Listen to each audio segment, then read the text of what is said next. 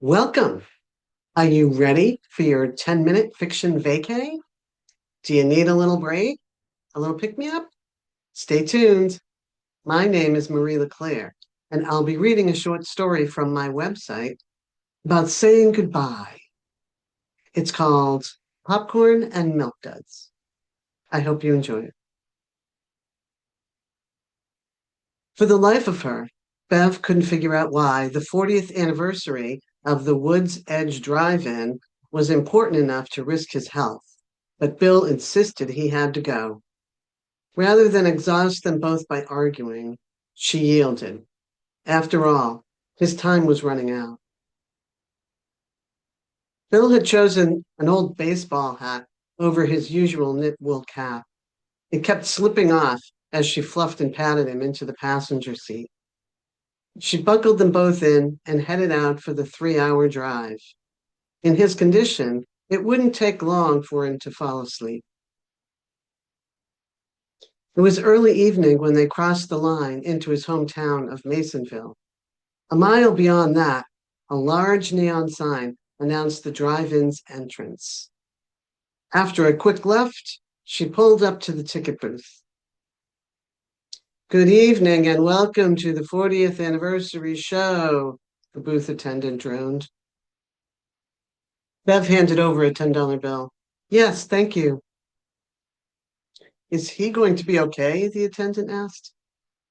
Bill was slumped onto the side window, his baseball hat teetering on the side of his head. "Yes, he came here a lot when he was younger and insisted on being here tonight." "Yeah, we're getting a lot of old people for the anniversary. No offense." "None taken." Bev offered a weak smile. "Your choice of film isn't helping bring in the young ones either." "Anchors Away? Really?" "Yeah, right?" The attendant smiled. "It's the same movie they showed when the place opened in 1945. Be sure to stop at the concession building for snacks before we turn the lights down. Enjoy." The woman handed Bev her tickets and waved her through. Bev pulled into the parking area where speaker posts punctuated the pavement. Thick woods surrounded it on all sides. She maneuvered a brand new Oldsmobile, another concession to Bill's illness, into a space at roughly the midpoint in the lot. The car was an extravagance, but she didn't care. She wanted Bill to have whatever made him happy. "Hey, honey, we're here." She nudged him gently. "You have to move so I can hang the speaker on the window." Bill pushed himself up off the passenger door, groggy but awake. "Oh, we're here," he looked around. "Wonderful." She detected an odd sense of relief in his voice as he sat up a little straighter. "Yes, we just pulled in. Let me set this up, and I'll get us something from the snack bar. What would you like?" "Milkduds and popcorn." "Okay," she laughed. "Milkduds and popcorn it is." "Thanks, Bev. I love you." "You'd better," she teased. An hour into the movie, Bev was happy to see Bill surprisingly alert and smiling at the old-time antics. "Bevy, can I bother you for something from the snack bar again?" "Sure, Pumpkin. What do you want?" "Some hot chocolate. I don't know how they make it here, but it's the best anywhere. At least it used to be." "Sure thing." The counter clerk recognized her.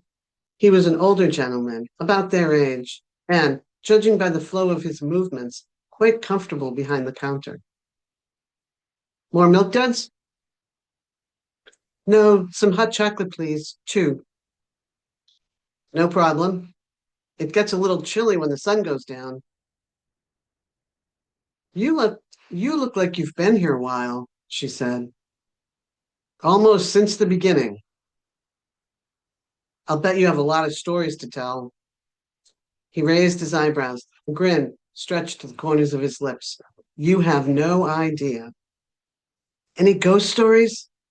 Bev had a compelling curiosity for the supernatural. Some say ghost, some say angel.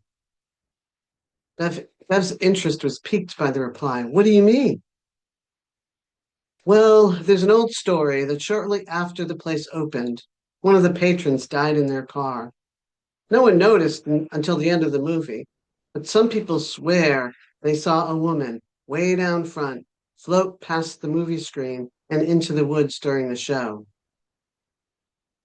So does she haunt the place? Not exactly. Local folks call her the final usher. He shrugged.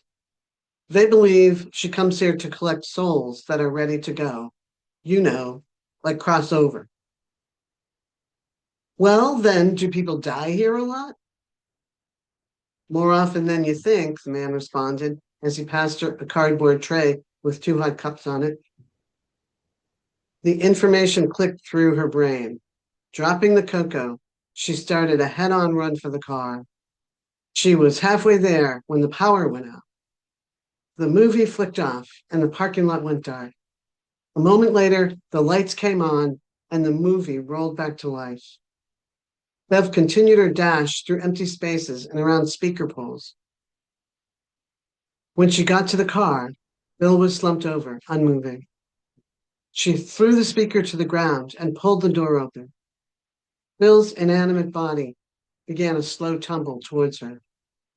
She pushed his frail, nearly weightless body back into the seat.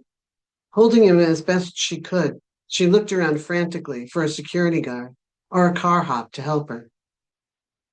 Panic gently gave way to resignation and then to sadness when, way down front, at the edge of the screen, she could see the silhouette of a woman heading into the woods, closely followed by a man wearing a baseball hat. Goodbye, my love, she whispered. Sweet journey.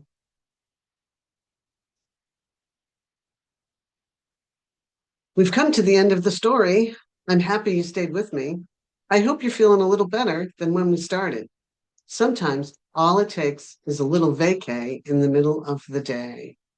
If you're wanting a little more vacay, there are a lot of stories here on my channel to listen to, or you can check out my website, marie-leclaire.com.